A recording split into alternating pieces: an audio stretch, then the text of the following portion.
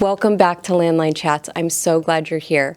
On these next two episodes, we're actually going to do a two-part series with my brother Aaron. He's one of the most inspirational people that I know. I'm so excited. On the first episode, he's going to interview me. We're going to talk about Landline Chats and how it all got started. On the second episode, we're going to interview my brother, and we're going to talk about burnout. We're going to talk about mentorship. It's going to be absolutely incredible. So come hang out and let's chat.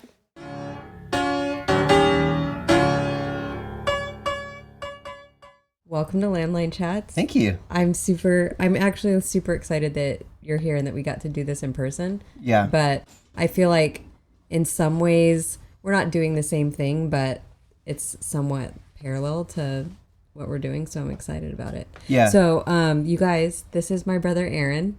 Yes, it is. Younger brother. I have my other brother, Atlas, here too. I don't know why I always feel the need to tell this story, but we were all born in March, 80, 81, and 82. Yep. Atlas is about to be 40. You're about to be 41. I'm about to be 42. And you know, I figured this out, by the way. What? Is mom and dad's On their anniversary is in June. Yes. No, July. Or July. Yeah. So, is that right? Yeah, it's July. I have a tattoo on my knee. It's July, and then in March. So if you add that up, that adds up to right around. No, literally. Yeah. So Dad got lucky once a year. A couple of years in a row. Oh my gosh. Anniversary rolled around. Yeah. Oh my gosh. But yeah, I mean, I think it's been. I'd just like to point out that I think that that as kids we each got better with each progressive anniversary. It's like, you're okay. I'm doing a little bit better, and then Atlas is the beast mode. Yeah. I love it. I mean, I think but I wanted to have you on Landline Chats because I know we haven't always gotten along, you know, especially in high school, but as we've gotten older. Yeah, I wanted to talk with you about that. You're all got a bone to pick with you. It's more like an axe to grind, but yeah. This just ends in me and bawling my eyes out. Yeah. No, but I mean, I think it's been really cool because, you know, something that we were talking about at dinner last night, you know, it's like we have different beliefs and things like that. But regardless, you know, we have a lot of love for each other and support and everything. And I love what you're doing. And I think what you're doing, I feel inspired all the time by you. Thanks. Yeah, of course. I mean, I think just what you're doing to help people, but also just you continuously like just fighting for what you want to do and just staying on your path and staying true to who you are. And so, yeah, I kind of wanted to just dive in and, you know, so initially you went to Simpson College, you became a teacher. Yep. You were a history teacher. Where did you start out at Pioneer? I can't remember. I went to Simpson University, and then I started off actually just substitute teaching. Okay. Because I couldn't afford to finish my teaching credential. Because to get your teaching credential, basically you work for free for 6 months while you're paying the college to be able to do your student teaching. Too, right? Yeah, my wife Sarah was a teacher too. So the idea was that I would work and put her through school, and then she would work and put me through school. Yeah. And it just didn't happen that way. Yeah. So it ended up like I worked and put her through school, and then I went back to school, and I had to continue working. And so I couldn't necessarily afford just to take 6 months off work. Yeah. So I started working in Anderson, which is this really small town. Yeah. And working in their community day school, which is like really super at-risk kids who get kicked out of all the other schools would end up in this school. Yeah. And so it was like fights every day and kids passing out drunk in the field. Like my very first day at school, I took like a folding like lock blade knife off of a kid who was going to get in a fight and stab someone that day. So it was like, that was like my introduction to teaching. How old were you? I was probably like 25 or 26. Okay. So I wasn't like, I mean, I didn't go directly into college. Yeah. You know, I worked for a while and stuff. So, but I just totally loved it. I totally loved getting to be a teacher. And then I shifted up. Sorry to interrupt, but did you know that you wanted to do that in high school? No. Okay. Oh, no. Like, how did I barely graduated from high school. You know that. Yeah. No, I didn't think about that at all. I was, I mean, I barely graduated from high school, so I really believed I was stupid. Yeah. Because at that school that we went to, that was kind of what I was told. I think that's what you were told too. Yep. Mm-hmm. So I would like to reframe that from stupid to say we're just late bloomers. Yeah. So if like all the Hayes are a little bit of late bloomers, but it was like, I just had such a negative self-belief, and I even had a basketball scholarship after high school. To where? It was some small Christian college somewhere. Yeah. I don't even think it's open anymore. Yeah. But anyhow, so I had a college scholarship. I didn't take it because I didn't believe that I could pass the classes. Wow. I know I could play basketball, but I didn't think I could pass the classes. So I didn't do that. And it wasn't until later. I actually failed like 36 units worth of college classes at Shasta College. Yeah. That's so crazy to me. Oh, yeah. Because I believed I was stupid. And it's funny when you believe something, how much that creates a reality in your life. Like that creates a reality for you. So I lived in this reality that I was stupid, but I could work hard. Yeah. So I went out and worked hard. I did I was doing concrete and construction and like FedEx and. Well, I worked at UPS for a bunch of years. UPS, right? Mm-hmm. Yeah. So I was doing all these jobs that were more like manual labor, but I was coaching basketball after high school because I was good at basketball. And my girlfriend at the time, who's now my wife, she was like, "You should be a teacher." And I was like, "You're insane. Like, I can barely read and write, you know?" And she was like, "You're really good with the kids." And I'm like, "I can't even pass a junior college class. Like, how am I going to do this?" That's so crazy to me though, because I mean, I was failing in high school the entire time. Yeah. I was like always trying to play sports, but I was ineligible for literally everything all the time. Yeah. But I always thought that you were I mean, obviously there was a disconnect with us in high school, but I thought you were doing really well. So that's interesting to hear. Not in academics. Okay. But I was good enough at basketball that they were passing me, I think. Yeah. You know, they passed me. And so, you know, Sarah was like, you're really good with the kids. You're really smart. And I'm like, are we talking about the same person here? So she actually really kind of mentored me. And she was like, no, you are smart. And she's like, we're going to go take some classes together. And she's like, you just don't have any like study skills. Like you don't have any study habits. Shout out to Sarah. You know? Yeah. That's literally, amazing. I wouldn't be here without her. So we started taking a class together. And I think it was a philosophy class or something. Okay. And I basically started anything that was discussion oriented, I was good at. Yep. Now, when you had to write it down and do papers, you know, like do homework or whatever, that's where I was starting to struggle because I was like, I don't mind talking in a class and diving in, but I'm not going to do any homework. Yeah. So she basically was like, no, we're going to do homework. She made me do homework. So I passed that class and got an A. So the first A I ever got in my life was in college. But all I needed was that one. I just needed one A to prove that I wasn't stupid. Like nobody just gets an A in philosophy if they don't have some kind of brains. Right. Yeah. So that like just shattered that thought for me that I'm stupid, and it was like that doesn't get to live in my head anymore. Yeah.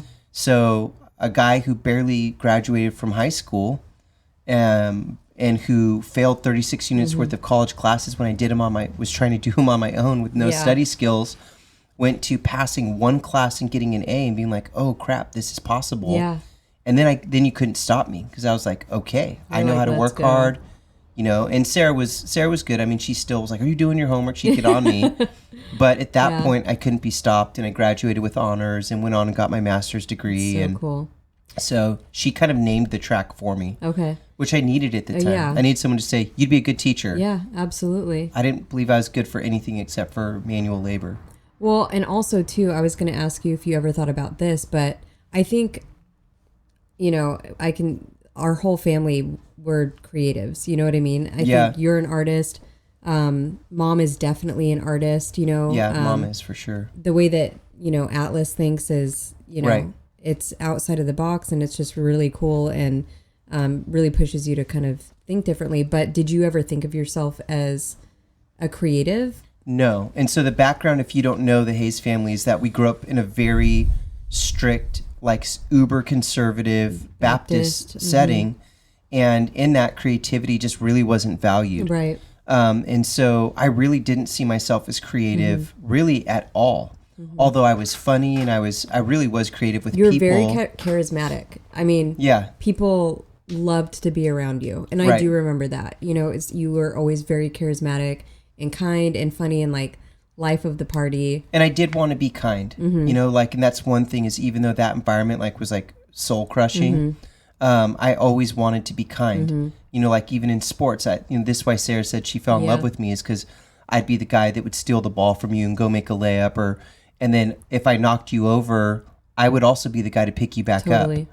And so I was always that guy. So I had that, you know, I never got like the MVP for our team because we had a really killer team. Yeah. But, you know, I was the guy who'd always get the character award because I wanted to pick people back up. So fast forward to years later after I'd like then graduated from college and I'd been teaching for a number of years. I watched this. Well, I got to tell you the story because it's good. Yeah. I watched this, and I believed just like I believed I was stupid. I believed I wasn't creative, and so I remember I watched this Banksy documentary. Okay. I watched this Banksy documentary, and I was like, "Holy crap! Like that type of art is not as hard as I thought it was." And so I was like, "I'm going to try it." And it was this weird moment one night. And I stayed up to like 3 o'clock in the morning. And it, like, if you know Banksy, he does like stencil, like layered stencils.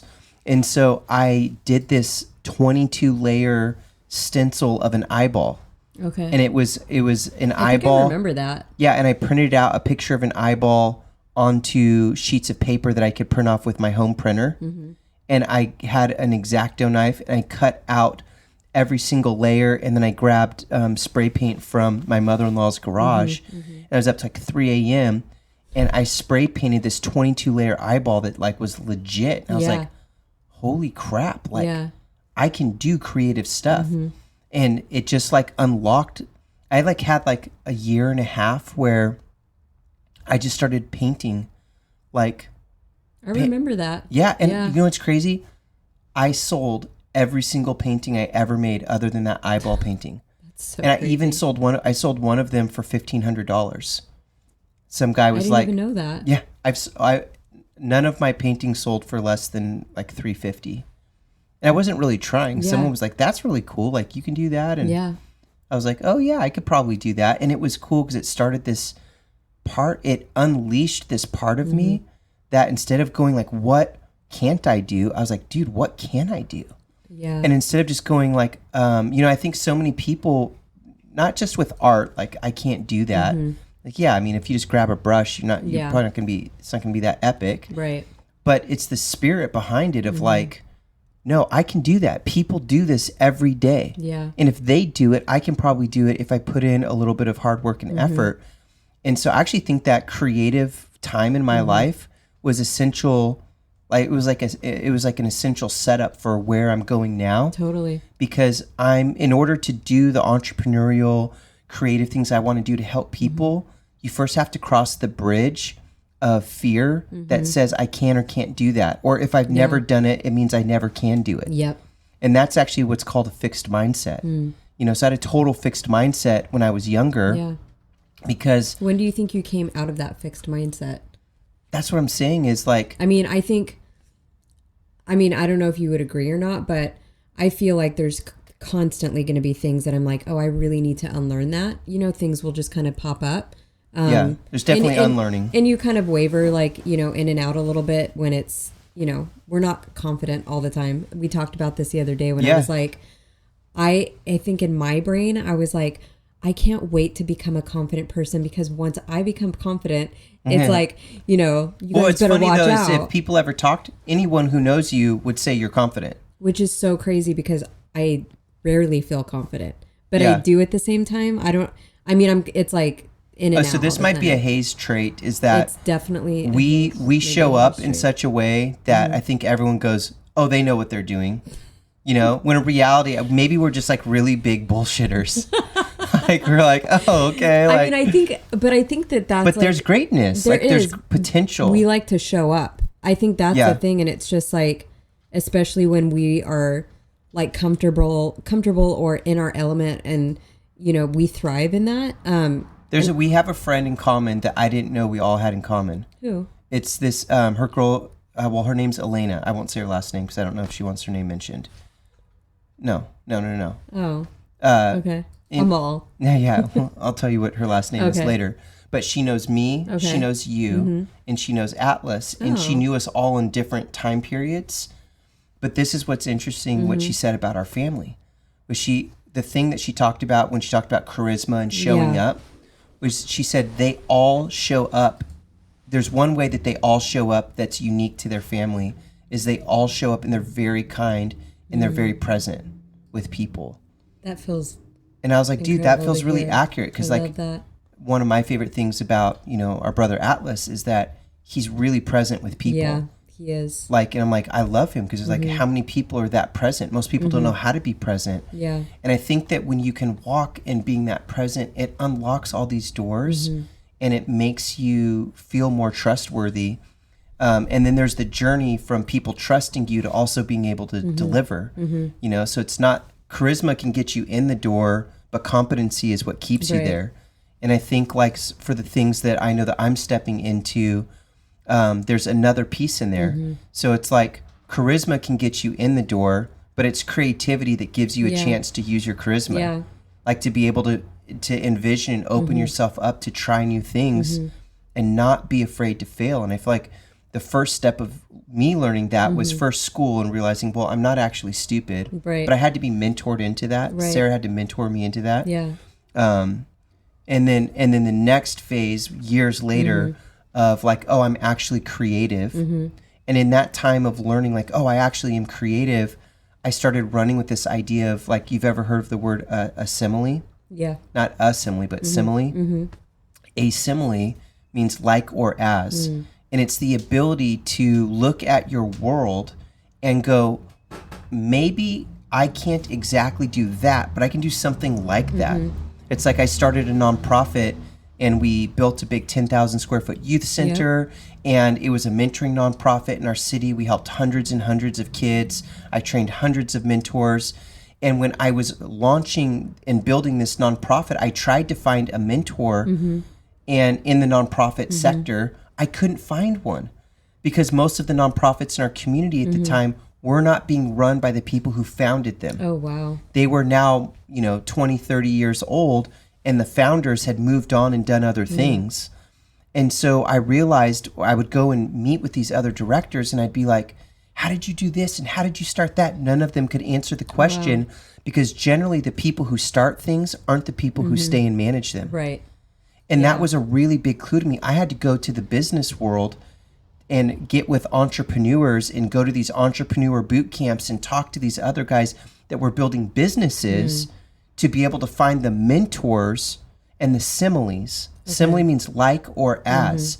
So I had to go to the business world and see what they were doing, go, what are you doing? And obviously I can't do the exact same thing because I'm building a nonprofit, but what can I do that is like what you're doing in my world? Right. And that's how I was able to get myself a mentor so that I could build a successful nonprofit, which exists to this day and is on, like 10 campuses and is serving hundreds of kids. What led you? I mean, I've known that you've like always had like such a huge heart. I'm sure once you started teaching and, the environment, around that, working with, with those children, is that something that led you to want to open up or to start the Catalyst? Yeah, so the nonprofit I started was called Catalyst. And basically what we did was we recruited, we trained, and we placed mentors in schools for kids. And so,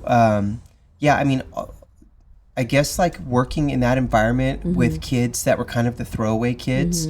Like if you worked at a comp site, and other teachers would be like, where do you work? And I go, oh, I work at Pioneer. Right. Oh, you work with those kids. And that really pissed me off. Yeah. I'm like, what do you mean those kids? Right. Those kids are our kids.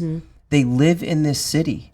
They're growing up. They're playing youth sports with your kids before maybe they got handed a raw deal. Sure. Maybe their parents got divorced. Maybe, they lost a job. A lot of the kids were living homeless. And it got to this place where it's like, they're humans too. Right. And of course, they're living into a narrative or a story that they understand. But there's got to be people who see them for more than just their past, more than just their bad decisions. Yeah. And what I saw was there was this group of boys actually, and there's 6 of them. and they all lived in this neighborhood, and they actually started a gang. Okay. And this gang was at the time, I think, called the Bundy Boys. Okay. And the kids were afraid of them. The other kids were afraid of these guys. You know, they're This is in Reading? Yeah. Wow. We had a whole season where there was a bunch of gang stuff happening. Okay. But these boys were beating other kids up, and they were vandalizing buildings and stuff. And actually, one of the kids ended up later on, a couple years later, murdered someone on the river trail. Like, they murdered a homeless man. Wow. These guys were all a part of this group. And so what happened was all 6 of them were in an apartment complex, and 3 of them moved. I think their moms, they were all single moms, moved to a different place because they could see our boys are getting into trouble. Mm-hmm. So they moved to the other side of town. And the 3 boys who moved and the 3 boys who stayed had very different outcomes. Mm-hmm. The 3 boys who moved were close enough to walk to school. And on their walk to school, there was this old man who was like an old Vietnam vet. Mm-hmm. And he was salty as hell. And most of the advice that he gave was really bad advice. But he would let the boys come and wrench on this old truck with him. And he would, 90% of what he said, I wouldn't ever say to my kids. Yeah. But there was a 10% that he said that was actually good advice. Sure. And just the process of these boys getting to be around this old man was stabilizing for them. Meanwhile, the other 3 boys kept getting into more and more and more trouble. And they were these fatherless boys. They were just getting into more trouble.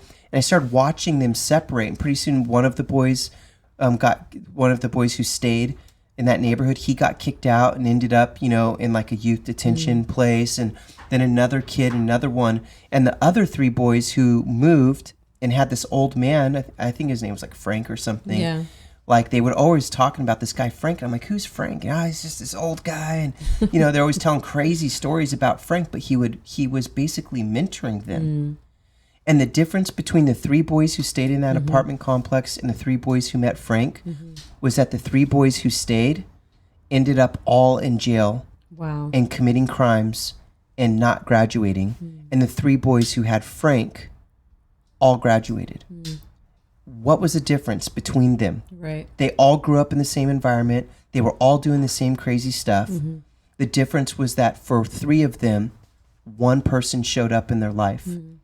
And that's why I was like, oh my gosh, like mentoring is such a huge deal. The science of it says you don't have to be an expert. Yep. You don't have to have a degree in mentoring. All you've got to do is consistently show up and help and basically like just engage them. Right. And so that's what's inspired me to start this movement of we've got to do something to help these kids. And the most powerful thing we can do, there's a concept called the 40 developmental assets. The idea is, what are the top 40 things that you can do to help a kid grow into a healthy human being? And the number one of the top 40 assets is a positive, significant adult relationship. Yeah. So I was like, man, what if we could create... Oh, here's another statistic about mentoring, which I'm not even doing mentoring anymore. I do, but I'm mentoring adults. But I feel like you're always mentoring I'm always mentoring someone, and I'm still mentoring kids, but it just looks a little different right now. But kids who get mentored are 90% more likely to go on to mentor in the future. So when we talk about societal challenges and problems and people that are hurting, if we want to change that, we've got to invest in our youth, because investing in our youth is literally investing in our city's futures. Yeah, absolutely. Right? So 9 out of 10 kids will go on to mentor in some way. It doesn't mean they necessarily go join the Big Brothers Big Sisters organization, but it might mean that they remember, oh, I was that kid. Yep.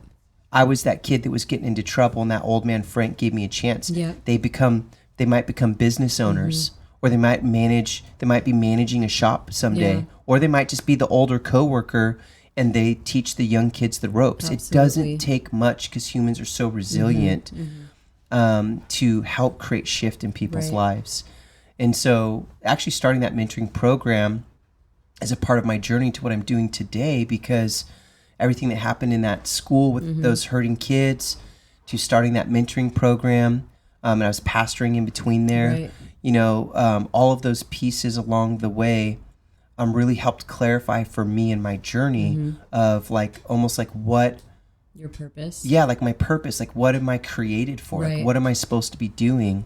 Yeah, and that's a conversation you and I have had too. A bazillion times, because it's like, I always think back, I think between both you and Atlas, it's like, you know, I mean, you guys have mentored me, but that was a question that always stuck with me, that it was like, you know, we were sitting outside of when you guys were still in Anderson, and the question, I can't remember the question. I totally spaced out, but, you know, it started making me think like, what is my purpose? Not necessarily what I do, but what is my purpose, you know? Yeah. And you start asking different questions at different stages in life. You know, if you're like 26 to 28 developmentally, you're asking questions of like, what am I going to do with my power? Right. You know, talk to a kid who's like college age, you're like 26 to 28. Everyone's going like, there's all these things I can do. Right. What am I going to do that's going to create like an impact? And then you get to 40 and you start asking question of like, has what I've done with my power created the meaning that I want to create in life?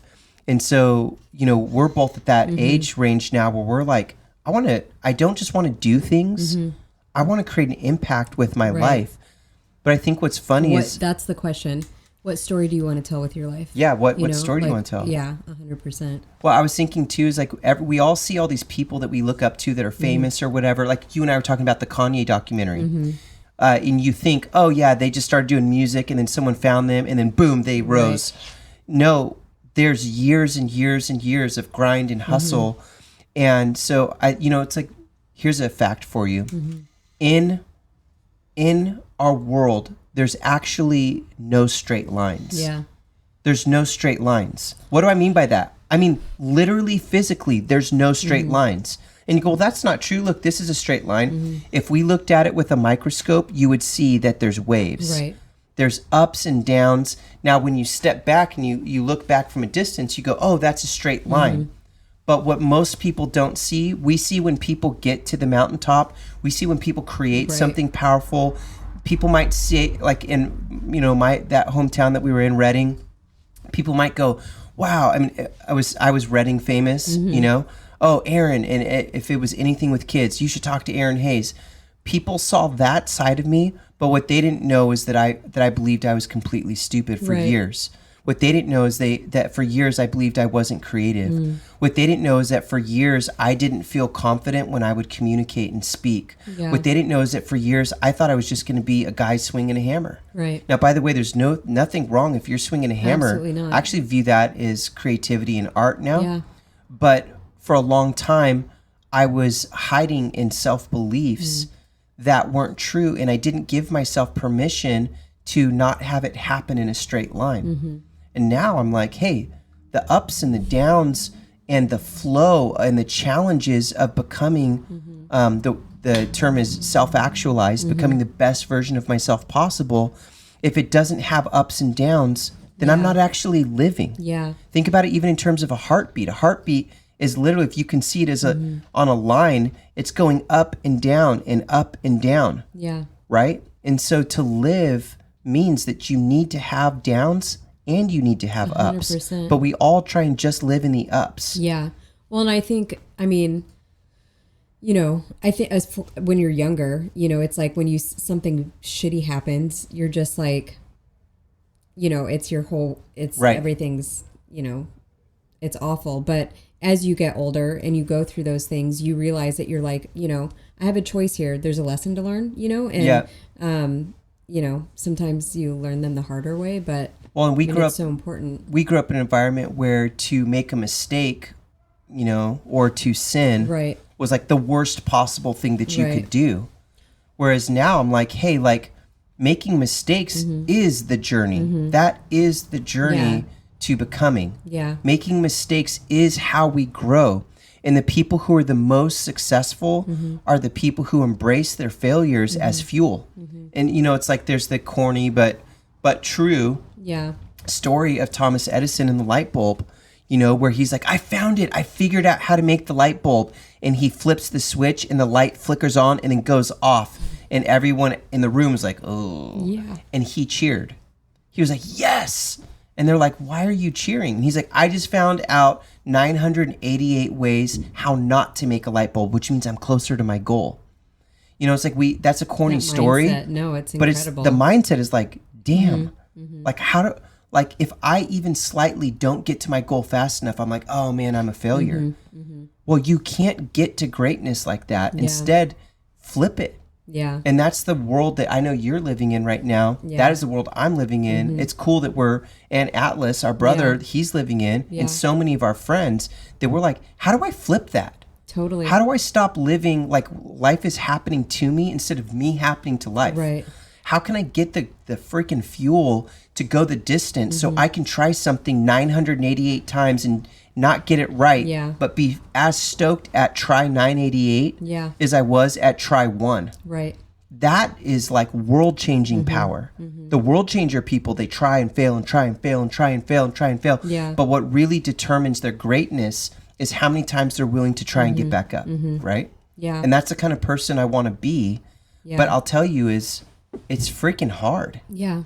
Well, it's hard. Because I mean, so teaching, you opened up the mentor center, and then after that, did you start working for yourself after that? Yeah. So we had crazy circumstances when I started the nonprofit. It was under a church at first because I was pastoring. I separated it from the church. Right. I remember that. Because there's some just challenges and vision there. And then when I launched it and I went out on my own, which was the first like super huge risky thing I had done, our community faced these crazy wildfires. That's right. And it burned down a significant portion of our city. And when that happened, most of our biggest donors were in the area of the city that burned down. Wow. So we lost like half of our donors over the course of a couple of weeks. And I had to basically I went like a couple of months with no paycheck. Yeah. To keep the team alive, I paid everyone else and I didn't pay myself. Yeah. And it was during that time that I was just, I talk about like there's no straight lines in life. Yeah. Like everything has ups and downs. That was a really big down moment for me because I was like, man, like I literally felt like called by God to create this program for these kids. Like if you ever have like a spiritual moment where you feel like you're doing something significant, I feel like this is the significant thing that I'm supposed to be doing. Right. But it was hard and we lost all these donors and now I'm not getting paid. And it's like, how far out am I willing to go on something I believe at my core is the right thing to do? So I was multiple months without a paycheck. And it was around that time that I just had this, like, I was literally crying in my car driving home because I was like, I'm at the end of my rope. Yeah. I am multiple months with no paycheck now, with no money coming in sight, and doing everything I know to do to keep building the nonprofit, but we're hurting badly. And I just had this like moment in the car, like with God. It was like a moment, and I don't think it was my lasagna because I was just this real raw moment where I was like, God, like I thought you called me to do this, and I left my security thing. I left what was secure. I could have just kept working over there and getting a secure paycheck, but I left all that because I believe in this, and now I don't have a paycheck. Right. And so it was this crazy moment where I felt like I had, when I was younger, this entrepreneurial streak that kept getting crushed, and so I just walked away from it and did what was safe. And I felt like whether it was God or the universe, like whatever, to me it was God. It was like this moment where God was like, how can I ever trust you to lead leaders and to inspire entrepreneurs if you've never had to go out on a limb for something you believe in? Wow. I thought going out on the limb was leaving the church that helped me originally launch the program. Yeah. That wasn't the limb. Yeah. The real limb was going months and months and months without a paycheck because I believed in it. That was the true limb. Yeah. And so, that was a moment where I was like, oh my gosh. And right after that happened, at the same time in that moment, actually, the other thing was like, I had always wanted to do consulting. Yeah. And I had done it in the past, like every once in a while, just a little bit here and a little bit there. But like in that moment, I just like had clarity all of a sudden. I was like, I need to start offering up, because I had tons of leadership training at this point. Yeah. I'd literally led hundreds of volunteers. I trained hundreds of people. And so I was like, I need to start leveraging that strength. And so literally within a couple of days, I had signed like $25,000 worth of contracts for consulting. And it was just like, but I wouldn't have ever even gotten there had I not gotten to that like really heavy, dark moment where I was just ready to give up. Yeah. And kind of like God entered my car and was like, no, this is important for you. How can you talk to entrepreneurs and leaders if you've never had to go out on something? And so that's when things really started to turn for me, where I started moving towards doing the consulting work. That is kind of what it's what I'm doing now. Yeah, totally. So I do all this consulting work. And I also had a really significant burnout in the same period of time. It was all happening at once. Yeah. That caused me just to rethink my whole life. Yeah. And because you were like, go, go, go. I mean, you kind of still are a little bit, but like, you just know how to manage it better. But I went hard. You went really hard. I went really hard for 11 years. Yeah. And really didn't recognize I thought that I was the only one paying for going that hard. When I really discovered actually my whole family is paying for me going this hard. Yeah. I thought it was just me, but no, my wife was paying for that. My kids were paying for that. You, Atlas, mom, dad, all paying for that because I just wasn't available. Yeah. And on the other side of that, some cool things happened for the community, but it wasn't sustainable. Yeah. And I burned out really hard. What did that look like for you? What did your burnout look like? Well, at first it started with just straight up anxiety. Okay. Like I couldn't sleep at night. I'd wake up in the middle of the night sweating, panicking. There was certain people that had really made my journey difficult over that 11 years, that whenever I would see them, it would cause me to essentially like melt down. Okay. It got to the place where I was so burnt out that I could only work till about 1 o'clock in the afternoon before I'd start crying or shaking. And, I probably had 10 months of that. Wow. Where I literally couldn't think straight. I was foggy brained all the time. I had really kind of, I don't think I had adrenal fatigue, but I was as close as you can get to it as possible. Okay. Yeah. So, and so when you started experiencing like your burnout, what was your moment of self-awareness that you were like, something's wrong? Or I spoke at this event in Los Angeles and I was there training people all week. And then that Friday night, I was going to speak at like the culminating night of the event. And I spoke at it and I don't remember what I said. All week long, I couldn't focus.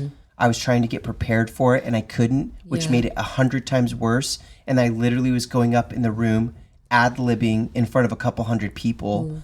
And it was a freaking nightmare. Oh my gosh. And when I got done, I don't remember what I said. People came up and talked to me afterwards, but it was not good. And I was not in a healthy place. And I got out of there as quick as I could. And I went up to this other building and my friend Mike was with me. And I was like, Mike, you got to get over here. Like something's wrong with me. Yeah. Something's wrong with me. And he came up there and like came and like sat with me and basically like prayed with me. Yeah, because totally. I was just in this. And so basically like that was the first huge red flag. My wife had been raising red flags for about 5 years. Yeah. She was like, hey. And I was like, no. Sarah's so intuitive. She's super intuitive and she saw it coming. And at the time, I was pretty prideful because I was doing good things. Sure. That's one of the things about burnout that like I teach people because I do a lot of training around burnout with leaders now, is that it's just as easy to burn out doing good things as it is to burn out doing bad things. Sure. Like in my mind, burnout was always like, oh, those are just, people making bad decisions. Yeah. Well, what happens when your bad decisions is between helping elderly people through a nonprofit versus helping kids with a nonprofit versus like helping single mothers versus like helping people at church versus consulting at a school and helping a school with their teachers. Like everything I was doing was good. Yeah. My problem was that I had no boundaries and I was going and saying yes. And you were available to everybody. Except my family. Right. So then I come home and my family is hurting. And so there's more tension at home. So nowhere that I go was there not tension. Right. And then on top of that, I said yes to so many things that it started dogpiling on me. If your yes is so big that you can't say no, you will always burn out. See, the most powerful thing you can say if you're on the path to burnout is start to say no. Start to say no. And it's not having to say no generally to bad things. It's having to say no to good things. Yeah. Good opportunities. Sure. You're doing good things. You know, you care about people. You love them. You want what's best for them. And you have a skill set that you might be able to serve them with. Right. And so you say yes, and you say yes, and so you say yes. But at some point, if you're really good, you will be cursed with saying yes. And you have to draw a boundary and start really honoring your time and starting to weigh out, like, not just is this good or not, right? But is this the right thing that is good for me to do? Yes. And is it in alignment with my greatest direction of impact? Yes. And that for me was, it took me burning out before I would give myself permission to say no. Wow. And now saying no is what protects my life. Boundaries. Straight up. Yeah. Boundaries with people, boundaries with family, boundaries with work. And I have to work really hard at that. Yeah. And by the way, I'm saying all this not like I've arrived at the mountaintop. Sure. No. Yeah. You and I have talked about that. I've called you before spinning out. You've called me spinning out. Like, it's a process. And one of the most important things I've learned along the way is like, well, first of all, on the other side of this burnout, there was people that I thought were my friends that were not my friends. Right. They were taking from me. Yep. And then I found there was people who truly were my friends because they didn't care what I could do for them, but they loved me for me. Yeah. And those are the ones who stuck around. The other ones didn't last. Yeah. And so my real friends are the people who love me for me, but who also will tell me the truth. Totally. And I found that there's a lot of people I thought were my friends that just weren't telling me the truth. Yeah. Yeah. And I think, I mean, that's super important. I always say, I think with the people that are in my life, you know, I'm like, be honest with me. I don't feel loved when people are just, you know, the silent treatment, or, you know, not coming to kind of just say, hey, you know, I noticed this is going on, or whatever, you know. Well, a lot of people say that, like, tell me the truth, but they don't actually mean that. Right. And then you tell them the truth, and then they're like, F you, you know, like, screw you, like, you know. But I feel like being called out, I mean, that's an action of love. If I didn't care, I wouldn't say anything, you know, and so. Yeah. But you know, finding those kind of people that are like truly like open-hearted and that you can have that kind of a transparent relationship, to me, I'm realizing like how unusual that is, you know, and how most people don't have that. Yeah. It's like the work I'm doing right now, which is called, I was just going to say. Yeah, it's called Reignite. I'm literally training all kinds of people how to, like, if you're in burnout, to get out. Yeah. If you're next to burnout, avoid it. Yeah. And if you're starting your career, to completely avoid it. Right. So that you don't have to fall in that pit. But what I'm finding is, after having trained like hundreds of people with this training to help them prevent burnout, is that most people don't know what fuels them up. Yeah. They don't know what gives them energy. They don't know what creates energy for them, or they don't give themselves permission to get fueled up. Most people have no boundaries with their relationships. Yeah. So they'll keep toxic people around. So their air is bad. Right. Like the air they're breathing is bad. Like even if you're super healthy, if you and I go, there's and polluting your atmosphere. Yeah, and you and I go and breathe in a city where it's smog all the time, or if like you're in a garage and the car is, you know, leaking exhaust and you're breathing that in, it makes you sick. It chokes out your power. Like nothing will choke out your power more than toxic people. Yeah. So boundaries. So people don't know how to get fueled up. Right. People don't know how to have boundaries.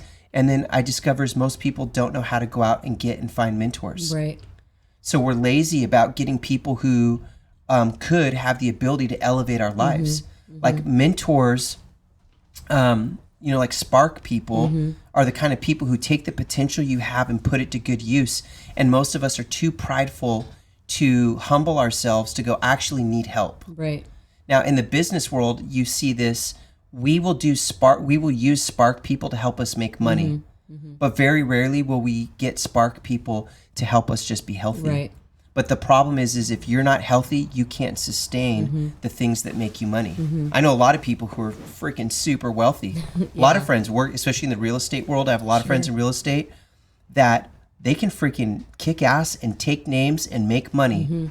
but they're dying and their families are dying and they know it. Yeah. And they're in this inner struggle, and they'll go get a mentor to make them money, but they won't get a mentor to keep them married. Mm-hmm. And it's just tragic to watch. Yeah. So when I went through that burnout, on the other side of that burnout, I had done this big intervention for this school, mm-hmm. and the school counselor came up to me and she was like, "Do you ever do anything for teachers who are dealing with burnout?" Okay. This is how it started. Okay. I was just, yeah. Yeah. And I was like, no, yeah. like not really, but let me think about it. Maybe I could come up with something. She said, "Oh my gosh, if you could come up with something," she's like, "I would literally pull every string I have." She was kind of like the lead counselor for mm-hmm. the school district. She's like, "I would pull every string I had to help get people there." Yeah. So I was like, okay. And it just got my wheels turning. Yeah. So I was flying on this trip to Hawaii for a business trip. Okay. And when I was on the plane, I was like, oh my gosh, like me and Atlas, mm-hmm. like Atlas was going through like a burnout when he mm-hmm. was in the military. Yep. I actually burned out really significantly twice. Mm-hmm. But the first time that I had burned out, Atlas and I had talked about this idea of like fuel and air and spark. And we kind of like had a season where we were holding each mm-hmm. other accountable to it. And I was like, that's it. Yeah. That's what got me out of it the second time too. Yeah. So I was like, I don't know what fuels me up. It wasn't that I had bad air in terms of relationships. It was like, I just didn't have any relationships. I was leading hundreds of people. Mm. And a lot of times you're like, oh yeah, he's got it all together. But I actually didn't have any friends. Yeah. I had people who respected me because I was in charge. I had people who kissed my ass because I was the leader. Right. But I didn't necessarily have friends who could call me on my stuff. Totally. And so some people just have bad air, bad mm-hmm. relationships. I just didn't have true relationships. Yeah. So I was really being dishonest. Yeah. You know, people ask me, I'd be like, oh yeah, I've got amazing friends. No, I don't. Because I didn't have any friends telling me the truth. Mm-hmm. Real friends tell the truth. And then I didn't have any spark in my life. Mm. So I was on that airplane, that flight home, and I was like, oh my gosh, it's fuel, air, and spark. Mm-hmm. And I started journaling. I sat down and started journaling. And so when I got home, what I did was I created this retreat for mm-hmm. teachers. Yeah. And it was called Reignite. Mm-hmm. And we took 20 teachers up to this beautiful mountain town mm-hmm. that was like an hour away. We pulled out all the stops. I raised the money from the community itself. Okay. And we took these teachers. We got them massages. Wow. I brought in guest speakers. Mm-hmm. We talked about emotional health. We talked about how do you get fueled up. Mm. We talked about setting boundaries mm-hmm. with their relationships, good, healthy boundaries, and what do good friends look like. Yeah. And then we talked about like how do you find spark and mentors. And it was, Kiki, it was crazy. Yeah. At the last night This is the one in Mount Shasta? Yeah, it's the one in Mount Shasta. Yeah. At the last night, we did this like candle lighting ceremony of like, because they were burned out. So like they all got candles, and we like start off with one candle, and I wrote this whole poem thing about like not losing your light and how these kids need the hope and the light that you bring. Wow. And we started lighting these candles. Mom was there because I brought Mom up to be our mom is like an unbelievable like cook, like not even cook, like she's like almost a chef. Yeah. It's just ridiculous. She should have been a chef. It was straight up soul food. Mm-hmm. So they're getting soul food from Mom. Right. They're getting massages. Mm-hmm. We're talking about real stuff that they've not given themselves permission to talk about. Wow. And it was life-changing. Mm-hmm. I mean, there's one teacher who was there, and she said, we were opening up, like, what's going to be your takeaway? Mm-hmm. You know, and everyone was opening up and being really honest and real. It was this beautiful moment. And she opened up and she said, I feel like I need to tell the truth. And she said, I wasn't going to come on this retreat, but we scholarshiped her. But she said, my friend said, you have to go. And what you guys don't know is she said that we left on a Saturday morning for the retreat. She said on Friday, I was going to drive my car off the road, like off this cliff thing. Oh my gosh. And she's like, because I was so discouraged and without hope. But she said, I was literally going to do it, but I looked in the back seat and realized my daughter was in my car with me, so I didn't do it. And she was like, this thing literally saved my life. That was like 4 years ago, and she's still teaching today, and she's doing better than ever, and thriving because of this process that we created called Reignite. So that's what I'm trying to do now. My goal, I just feel like God's put me on this earth to be a helper to the helpers. Yeah. It's not just educators or, it's not just teachers, but I want to help as many people as possible gain the basics that they need so that they can thrive and not burn out. Yeah. Because for our community, it was a fire. Yeah. I did this because of the fires. We were all burned out because all of our kids basically had PTSD and the teachers were exhausted. Yeah. All of our teachers were burning out because our city burned out, literally. But we as a nation, burnout is like catastrophic right now because of COVID. Right. And the disconnection that's happened for us as humans right now, because the entire world has been literally fighting, this battle with a sickness, a virus. And then there's extra fallout because of the virus, because we haven't been able to see each other's faces. Right. And people have been in pain and hurting. We've lost loved ones. Psychologically, it's just been brutal. And then the other issue is not just in education, but in every sector with this freaking COVID thing, is that everyone's having to basically problem solve every day. You come to work, there's a new problem and a new solution, generally tied to us trying to respond to this thing that's so far out of all of our control. Right.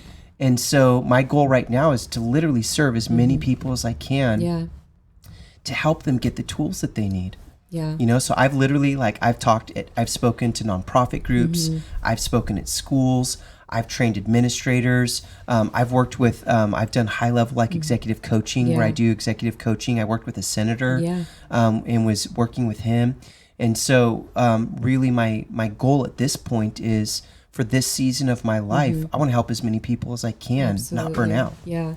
And it's so needed too. I think one of the things I remember during the pandemic when it hit and lockdown, I was stoked. I was like, this is so amazing. And I don't mind being by myself, but at some point you're just alone by yourself with your thoughts, and it's, things like that. And, later on thinking about, the people who are in abusive relationships stuck at home, or the people, I struggle with my mental health with anxiety and depression. And for all those people being stuck at home, and then, or a lot of people were still working, through the pandemic. And, especially in the corporate world, it's okay, well, time to grind. You're you still have a job and let's go. And all these expectations when so many crazy things are happening, and so that's why it's, I really have always admired you and looked up to you, even though you're younger than me. But what you do is so important, and what you're doing right now is so important. And I know you're doing it for teachers, but it's available to anybody. It's really available to anybody, because teachers are my focus because I just so care about kids, and I want to help the people who are helping kids. That just is part of my heart. It's my life calling. Yeah. I'll always be somehow doing things connected to kids, but really right now, I feel that everyone, the statistics around burnout, also around suicide, anxiety, they're just off the charts right now. And so this is my way right now of going, how can I show up big for my world, show up big for the people that I know and that I love and that I care about. And when I say the people I know and love and care about, I'm talking about people who are breathing right now. Yeah. I'm talking about you, if you're listening, it's just, we don't have to experience this this COVID experience and stay in a place where we're stuck and burned out. Because if we stay there, if we stay in that place, it's not just each of us individually who pays for it. Everyone in our circle pays for it. And there are tools and things that you can do that can help jumpstart you to step out of it. And it comes down to some really simple things. Yeah.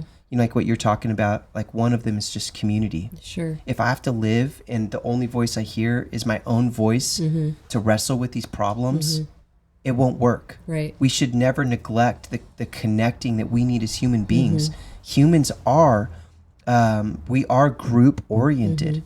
It's not healthy for us to be on our own. Actually, that's a form of torture. Yeah. Put someone in a cell and just make it so they can't talk to anybody else. The most torturous part of all of that is that they don't talk to anybody else. That's what makes people go crazy. Yeah.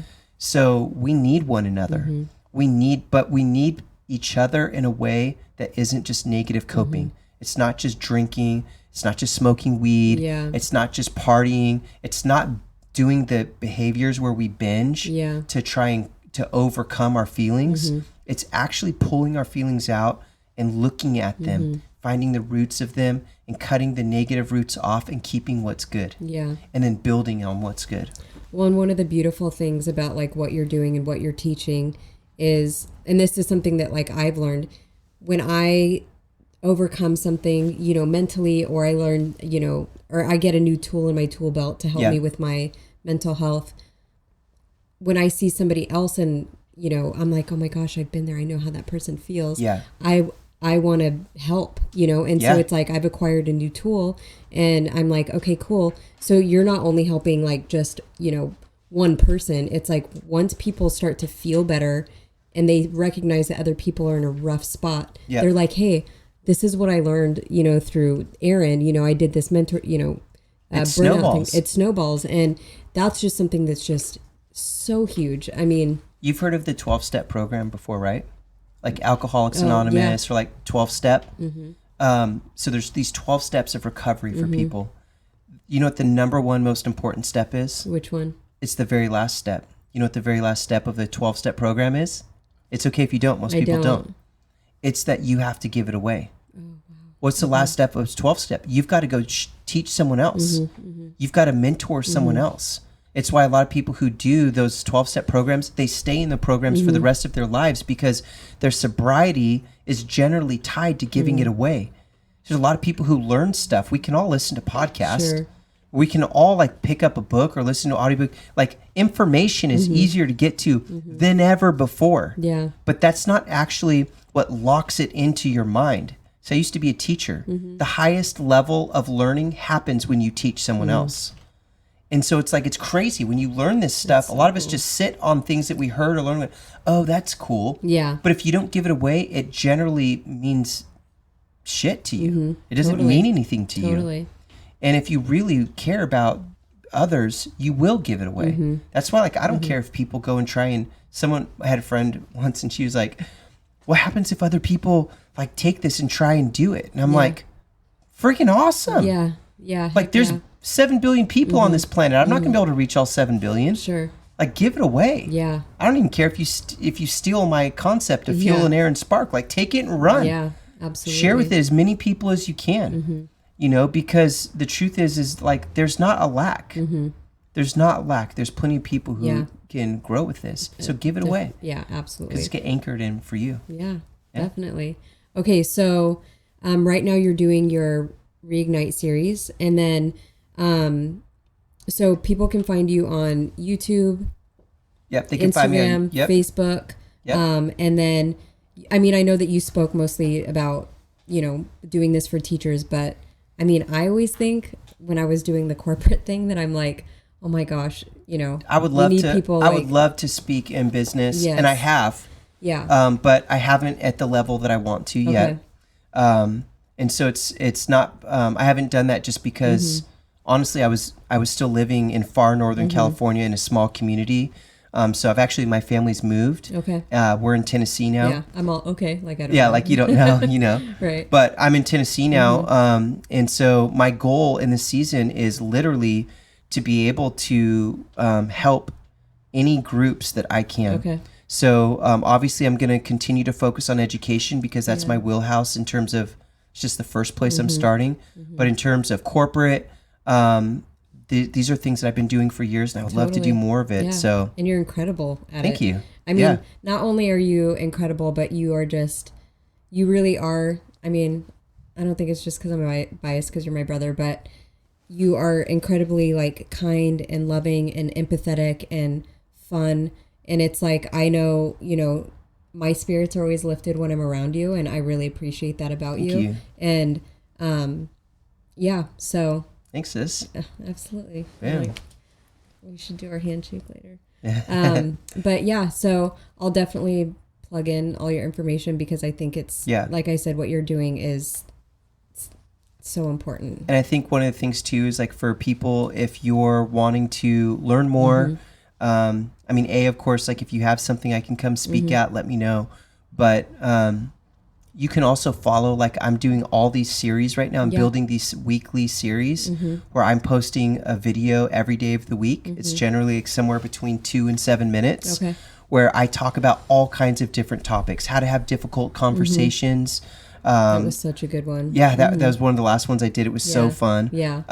You know, I've done different conversations on how to build relational equity. Like, how do you build relationships with people so that you can go somewhere together? Yes. Like, that's a definition of leadership, is that we go somewhere, but I take others with me. Well, I want to be a leader. How do I take others with me? How do I build relationships so people want to go with me?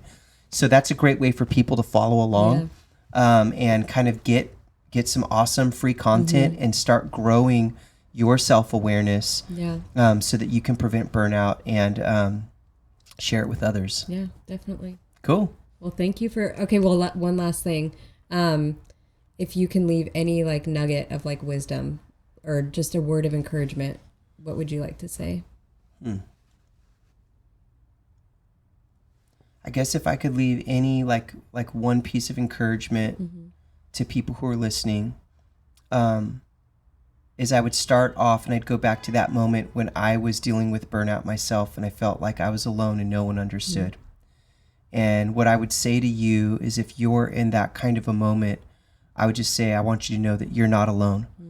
And it doesn't mean that you've done something wrong. There's not something wrong with you. If you feel like you just have nothing left to give, you're not even on fumes anymore, and you don't, you know, maybe you're laying in bed at night and you can't stop the feelings of anxiety from coming wave after wave. I just want you to know you're not alone. There are things that you can do, and that there are people who care about what's happening with you, but it starts first with you being vulnerable and letting a few other people in. It could be a Reignite event, but you know what? It could be a counselor. It could be a therapist. What's important is that it shouldn't be someone who has the life that you don't want. It shouldn't be someone who's encouraging you to drink or use external things to solve the pain that you're in. It should be someone that helps you to face your challenge and to overcome it and become more healthy on the other side.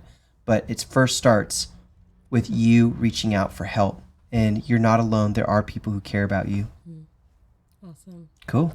Thank you. Yeah. I love you. you. This is awesome. We're going to do a part 2, you guys, where I get to actually it's going to be the part 1. Yeah. But I get to interview you, Kiki, about why you're doing Landline chats, because it's something I think is really special that I think has the ability to impact a ton of people. So I get to interview you in just a minute. I'm really excited. I'm excited too. Cool. Part 1. Let's go.